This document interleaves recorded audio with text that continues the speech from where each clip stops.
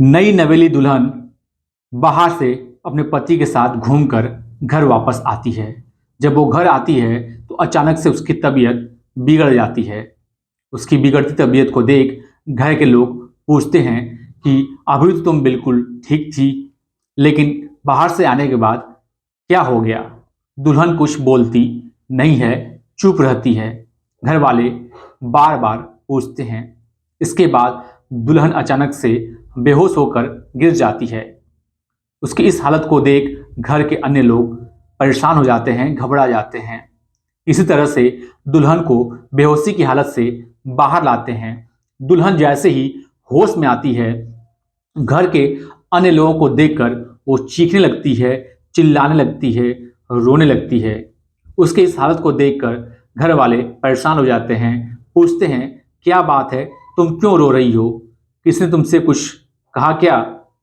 दुल्हन फिर भी कुछ नहीं बोलती है। घर वाले बार बार पूछते ही रहते हैं, पूछते ही रहते हैं। और जब दुल्हन कुछ बोलने का प्रयास करती है तो कुछ सोचकर वो फिर से बेहोश हो जाती है। घर वाले ये सब देख रहे होते हैं। देखते देखते पूरी रात निकल जाती है। अगले दिन सुबह उसका पति दुल्हन के पास पहुंचता है और कहता है कि तुम्हें घबराने की जरूरत नहीं है, बिल्कुल परेशान होने की जरूरत नहीं है। मैं तुम्हारे कदम से कदम मिलाकर जब तक मेरी सांसें हैं तब तक मैं ये लड़ाई लड़ूंगा। दरअसल उस दुल्हन के साथ सामूहिक बलात्कार किया गया था, वो भी उसके पति के सामने किया गया था। उस वक्त तो पति पत्नी किसी तरह से घर पहुंच जाते हैं, लेकिन जब भी उस घटना को याद करते हैं तो घबरा जाते हैं और कांपने लगते हैं। ऐसा मानो जैसे उनके सामने ही सब कुछ हो रहा हो। उसके बाद अगले दिन वो अपने पत्नी को लेकर थाने जाता है और लड़ाई लड़ने की कोशिश करता है। जब मीडिया में ये बातें आती हैं तो न्यूज़पेपर और अखबारों के माध्यम से लोगों तक ये खबर पहुंच जाती है और लोग इसका विरोध करने के लिए, प्रदर्शन करने के लिए सड़क पर उतर आते हैं। प्रदेश की ये सबसे चर्चित घटनाओं में से एक थी। जिन लोगों को भी इस घटना के बारे में पता चलता है वो सभी लोग गुस्से से यही कहते हैं कि ऐसे लोगों को फांसी देनी चाहिए, सूली पर चढ़ा देना चाहिए। तो वहीं दूसरी तरफ लोग कहते हैं, उस पति को सैल्यूट करते हैं, कहते हैं कि ऐसा पति हर किसी को मिलना चाहिए, हर महिला को मिलना चाहिए। नमस्कार, मैं विपिन सिंह यादव, स्वागत है आप सभी का मेरे इस चैनल पे। आज की जो मैं सच्ची घटना आपको सुनाने जा रहा हूँ, ये सच्ची घटना है मध्य प्रदेश की। मध्य प्रदेश में एक जिला पड़ता है रीवा। रीवा का ही एक थाना पड़ता है गुड़।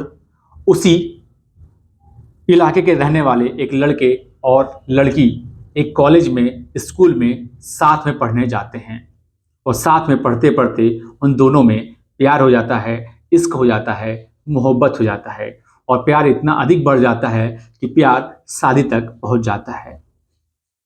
आखिरकार परिवार वालों की सहमति से उन दोनों की शादी हो जाती है। दूल्हा दुल्हन खुशी खुशी रहते हैं, परिवार भी खुशी खुशी रहता है। लेकिन 21 अक्टूबर 2024 को अचानक दुल्हन अपने पति से कहती है कि मुझे कहीं बाहर घूमने का मन कर रहा है। पति कहता है इसमें कौन सी बड़ी बात है, चलते हैं और घूम के आते हैं। पति पत्नी घर वालों को ये बात बताकर टू व्हीलर से एक जगह पड़ता है भैरव बाबा पहाड़ी मंदिर, वहां जाते हैं और मंदिर के आसपास समय अपना व्यतीत करते हैं, घूमते हैं। फिर उसी पहाड़ी पे एक चट्टान होती है, चट्टान के पीछे जाकर आराम से बैठ जाते हैं। एक तरफ वो बैठकर अपने प्यार की, अपने सुख दुख की, अपने शादी की, कॉलेज की बातें कर रहे होते हैं। अभी बातचीत का सिलसिला शुरू हुआ ही होता है कि कुछ ही दूरी पर 4-5 लड़के पार्टी कर रहे होते हैं। वो सब बाटी चोखा बना रहे होते हैं, तो कोई शराब पी रहा होता है, तो कोई गांजा फूक रहा होता है और सभी नग्न अवस्था में होते हैं सिवाय अंडरवियर के। उन सभी की निगाहें इन दोनों दूल्हा दुल्हन पे पड़ती हैं और सभी लड़के इन दोनों के पास पहुंच जाते हैं और इन दोनों को घेर लेते हैं चारों तरफ से। जब दूल्हा कुछ बोलने की कोशिश करता है तभी वो लड़के उस दूल्हे को जोर से मारते हैं और इसके बाद लड़की को घसीट कर कुछ दूर लेके जाते हैं। जब दूल्हा इसका विरोध करता है तो दूल्हे के हाथ और पैर को वो बांध देते हैं और उसे पीटने लगते हैं। और कुछ इसी तरह से दुल्हन जब इसका विरोध करती है तो दुल्हन को भी काफी मारते और पीटते हैं। वो पांचों बारी बारी से उस दुल्हन के साथ सामूहिक बलात्कार करते हैं। दुल्हन चीखती है, चिल्लाती है, रोती है, रहम की भीख मांगती है। उधर पति भी चीखता है, चिल्लाता है, रहम की भीख मांग रहा होता है। जब जब पति रहम की भीख मांगता है तब तब वो उसे मारते हैं। कुछ इसी तरह से उधर दुल्हन को भी वो पीटते रहते हैं, मारते रहते हैं। 1-2 घंटे का समय निकल जाता है। इसके बाद वो अपने कुछ दोस्तों को फ़ोन करते हैं।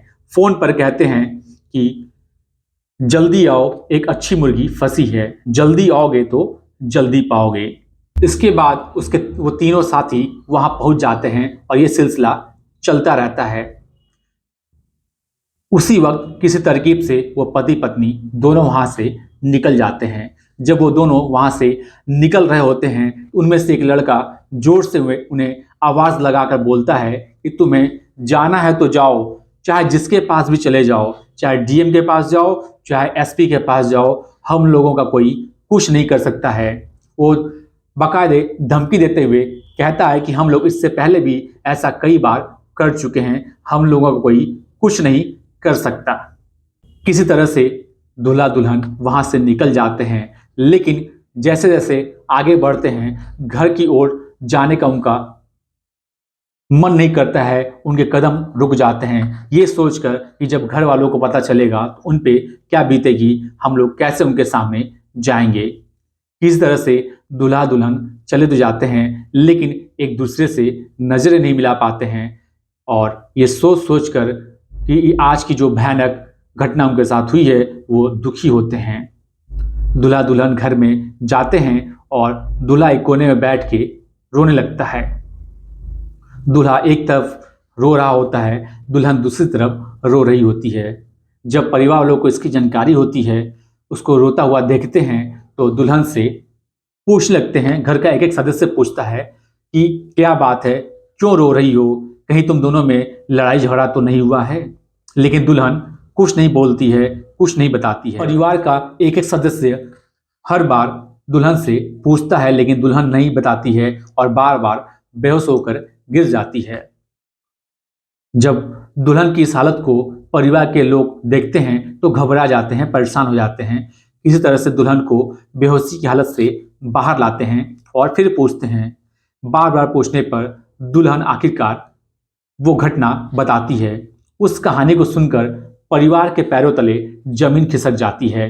सभी शांत पड़ जाते हैं, सभी के सोचने समझने की क्षमता क्षीण हो जाती है। सब सोचने लगते हैं कि अब करें तो क्या करें, क्योंकि दुल्हन ने जो सच्ची घटना, जो सच्चाई बताई थी, उस सच को सुनने के बाद किसी के पास हिम्मत नहीं थी कि अब वो जाए तो कहाँ जाए, किसके पास जाए। ऐसे ही पूरी रात निकल जाती है, लेकिन दुल्हन के आंसू रुकने का नाम नहीं लेता है। अगले दिन सुबह पति दुल्हन के पास जाता है और कहता है कि तुम्हें घबराने की जरूरत नहीं है, जब तक मेरी सांसें हैं तब तक मैं तुम्हारा साथ दूंगा। 7 जन्मों का जीने और मरने का हमने कसमें खाई हैं, वो मैं निभाऊंगा। हम दोनों साथ में लड़ाई लड़ेंगे। पति की यह बात सुनकर पत्नी को हौसला मिलता है। अगले दिन वो अपने पत्नी को लेकर 22 अक्टूबर 2024 को गुड़ थाने पहुंचता है। उस समय दोपहर के 1:30 हो रहे होते हैं और थाने पर जाकर वो पुलिस वालों को पूरी कहानी बताता है। पुलिस वाले उसकी कहानी सुन लेते हैं और सुनने के बाद ऐसा रिएक्ट करते हैं जैसे उनको इसमें कोई इंटरेस्ट ही ना हो। पुलिस वाले कहते हैं तुम तहरीर दे जाओ, हम इस पे फिर देखते हैं, बातचीत करते हैं। इस घटना को 2 दिन हो जाते हैं, लेकिन कोई इस पे एक्शन नहीं लिया जाता है, कोई कार्रवाई नहीं होती है। पुलिस इस मामले को छिपा देती है। जब मीडिया को इस बारे में, इस घटनाक्रम के बारे में पता चलता है और जब ये घटना सुर्खियों में आती है, सोशल मीडिया पे चलती हैं, तब जाकर ये पता चलता है कि आखिरकार पुलिस इस मामले को क्यों छिपाई थी। दरअसल 23 अक्टूबर 2024 को उसी इलाके में एक रीजनल कॉन्क्लेव का कार्यक्रम था। उस कार्यक्रम में मुख्यमंत्री, कई मंत्रियों को आना था, मुख्यमंत्री को आना था, कई बड़े बड़े उद्योगपतियों को आना था और पुलिस को डर था कि अगर ये मामला सामने आएगा तो पुलिस की बहुत बेइज्जती होगी और अगर मंत्रियों को पता चलेगा, मुख्यमंत्री जी को पता चलेगा तो वो नाराज होंगे और अपोजिशन वाले इस पे सवाल उठाएंगे। इसलिए पुलिस ने इस मामले को छिपा कर रखा। लेकिन 2 दिन के बाद जब पुलिस से ये बात निकलकर मीडिया तक पहुंचती है, न्यूज़ चैनलों तक पहुंचती है, सोशल मीडिया तक पहुंचती है, तो लोगों को इस बारे में पता चलता है और लोग इसके विरोध में, इसके समर्थन में सड़क पर उतर आते हैं, प्रदर्शन करने को उतारू हो जाते हैं। इसके बाद पुलिस पर दबाव पड़ता है और पुलिस फिर इस पे कार्रवाई करने शुरू करती है। पुलिस पहुंचती है उस घटनाक्रम वाले जगह पे, वहां जाके तमाम सबूत इकट्ठा करना शुरू करती है। पुलिस को वहां पे कुछ खाली गिलास, खाली पत्तल, खाली शराब की शीशियां और कुछ अन्य सामान मिलते हैं, लेकिन सही जानकारी नहीं मिल पाती है, घटना करने वाले की जानकारी नहीं मिल पाती है। 24 अक्टूबर 2024 को पुलिस को एक वीडियो मिलता है। उस वीडियो में दिखाई देता है कि 4-5 लड़के होते हैं जो उसी पहाड़ी पे पार्टी कर रहे होते हैं और पार्टी में वो बाटी चोखा बना रहे होते हैं, तो कोई शराब पी रहा होता है, तो कोई गांजा फूक रहा होता है, तो कोई नशे की हालत में जमीन पे ऐसे लेटा होता है और सभी के सभी नग्न अवस्था में सिवाय अंडरवियर के होते हैं। उस वीडियो के माध्यम से पुलिस करीब 300 से अधिक लड़कों को पूछताछ के लिए राउंड अप करती है, बुलाती है, पूछताछ करती है। उन्हीं 300 लड़कों में वो 4-5 वो लड़के भी होते हैं जिनसे पुलिस पूछती है। जब पुलिस उनसे पूछताछ कर रही होती है तो वो लड़के कहते हैं कि साहब, हम लोग तो गरीब हैं, हम लोग मजदूरी करते हैं, कमाते खाते किस तरह से हैं। और पुलिस भी उनके बातों में आती है। वो पुलिस से नई नई कहानी गढ़कर बताते हैं। पुलिस भी उनके इस कहानी पे विश्वास कर लेती है, यकीन कर लेती है और पुलिस शायद उन्हें छोड़ भी देती है। लेकिन जब वो वीडियो सोशल मीडिया पे जाता है, वायरल होता है, तो पुलिस फिर से सक्रिय होती है और उन 5 को फिर से पुलिस गिरफ्तार करती है। लेकिन मुकदमा जो होता है वो जिस दिन तहरीर दी जाती है उसी दिन दर्ज कर लिया जाता है। फिलहाल उन सभी आरोपियों को गिरफ्तार कर लिया जाता है। आखिरकार जो आरोपी पकड़े जाते हैं उनमें से रामकिशन कोरी, रजनीश कोरी, दीपक कोरी, राजेंद्र कोरी और रविश कोरी गुड़ क्षेत्र के ही रहने वाले होते हैं। इनके अलावा गरुड़ और लौकुश नई गढ़ी और सुशील कोरी रामपुर बघेलाल का रहने वाला होता है। 8 के 8 आरोपियों को पुलिस पकड़ लेती है और जेल भेज देती है। पकड़े जाने के बाद जब उनसे सख्ती से पूछा जाता है तो वो अपना कबूलनामा कबूल कर लेते हैं और बताते हैं कि वो हमेशा ऐसा करते हैं। उस पहाड़ी पे जो भी जोड़े आते हैं उनके साथ हम ऐसे ही छेड़खानी करते हैं, उन्हें हम ऐसे ही परेशान करते हैं और बाकायदा धमकी भी देते हैं कि जाओ, तुमको जो करना है कर लो, हमारा कोई कुछ नहीं करेगा। शायद वो लोग शर्म के मारे ये बात किसी को बताते भी नहीं थे। लेकिन जिन जिन लोगों को ये घटनाक्रम के बारे में पता चला वो सभी लोग गुस्सा के मारे इन अपराधियों के फांसी और फांसी के तख्त पर लटकाने की बातें कर रहे थे। तो वहीं लोग उस पति को बार बार सैल्यूट कर रहे थे जिसने इतनी बड़ी बात होने के बावजूद भी अपने पत्नी का ही साथ दिया। लोग कह रहे थे कि ऐसा पति हर किसी को मिले, हर महिला को मिले। आज के लिए बस इतना ही इस कहानी में। मिलते हैं अगले एपिसोड में एक नई कहानी के साथ। जय हिंद, जय भारत, नमस्कार।